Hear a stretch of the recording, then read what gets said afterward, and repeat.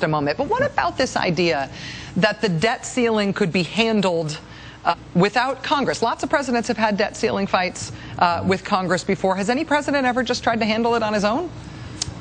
Andrew Jackson, back in the 19th century, in effect did it.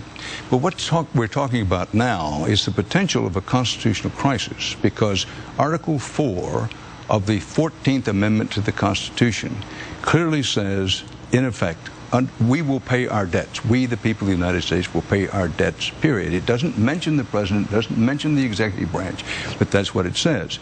So constitutional scholars, I can't say they're split, not split evenly on this subject.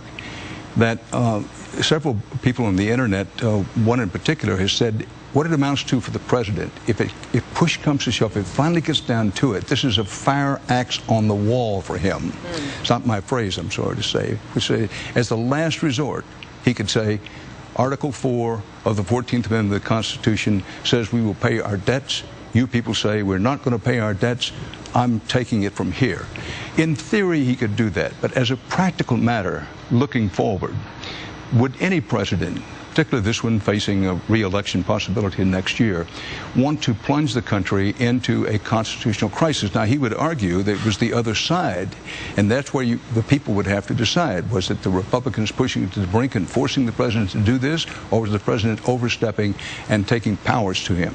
Because most of us were taught in civics class in the 7th grade, Congress controls the purse strings. So there it is. My bottom